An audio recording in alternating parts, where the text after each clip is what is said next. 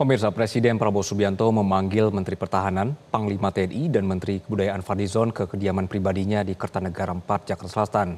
Presiden rutin memanggil jajaran kabinet setiap akhir pekan untuk meninjau kinerja pemerintahan. Panglima TNI, Jenderal Agus Subianto tiba di kediaman Prabowo pada pukul 15.40 waktu Indonesia Barat.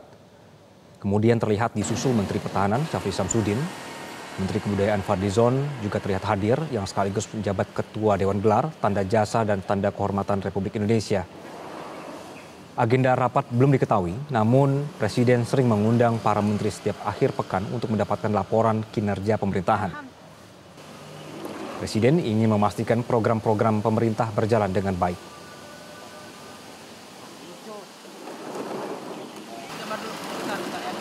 Kita bergabung dengan Anwar Fuadi dari Kertanegara 4, Jakarta Selatan. Adi, selamat sore. Apakah sudah ada informasi topik apa yang dibahas dalam rapat kali ini? Ya, selamat sore Anggi. Memang benar hari ini Presiden Prabowo Subianto kembali memanggil sejumlah menteri jajaran Kabinet Merah Putih untuk kemudian melakukan rapat terbatas di kediaman pribadinya di Kertanegara 4, Jakarta Selatan. Selain nama-nama yang sudah Anda sebutkan di berita pengantar tadi, kami juga melihat tadi kehadiran dari Kapolri Jenderal Listio Sigit Prabowo, lalu kemudian juga ada Ketua MPR RI yang juga merupakan Ketua Dewan Kehormatan Partai Gerindra Ahmad Muzani. Selain itu juga terlihat tadi Wakil Ketua DPR RI yang juga merupakan Ketua Harian Partai Gerindra Sufmi Dasko Ahmad, dan juga tentunya ada Menteri Sekretaris Negara Prasetyo Hadi.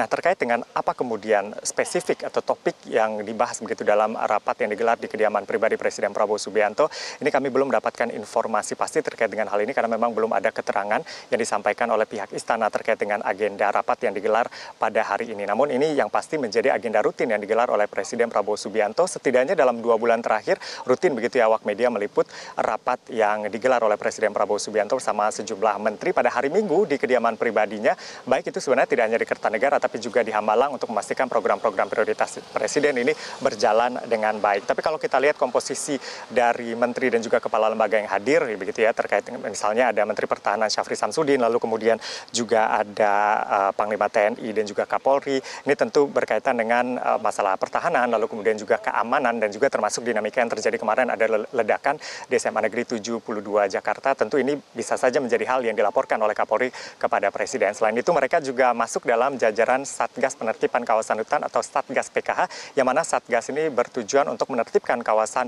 hutan dan juga lahan yang kemudian digunakan untuk yang kemudian ini digunakan oleh pihak-pihak yang tidak bertanggung jawab, dan ini dikembalikan kepada negara untuk kemudian dimanfaatkan untuk kesejahteraan rakyat.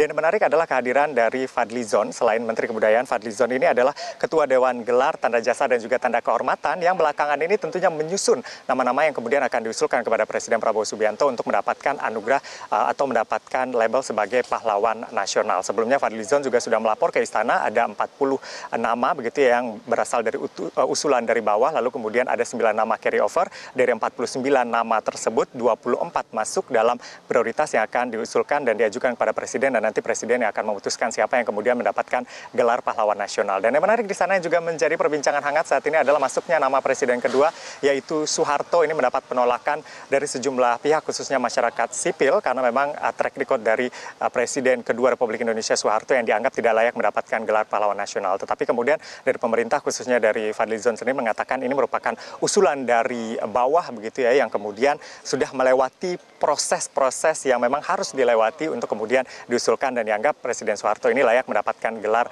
pahlawan nasional. Dan sebelumnya Presiden Soeharto sempat diusulkan 2 kali ya, di tahun 2010 dan 2015. Tadi Fadlizon juga membawa map gitu ya. Apakah ini yang juga dilaporkan kepada Presiden? Nanti kita akan ketahui lebih lanjut, dan yang pasti nanti besok di istana akan disampaikan secara langsung ke publik siapa saja yang akan mendapatkan gelar pahlawan nasional ini. Untuk sementara demikian yang dapat kami laporkan. Kembali ke studio, Anggi. Anwar Fuadi, terima kasih atas laporan Anda. Jelajahi cara baru mendapatkan informasi. Download Metro TV Extend sekarang.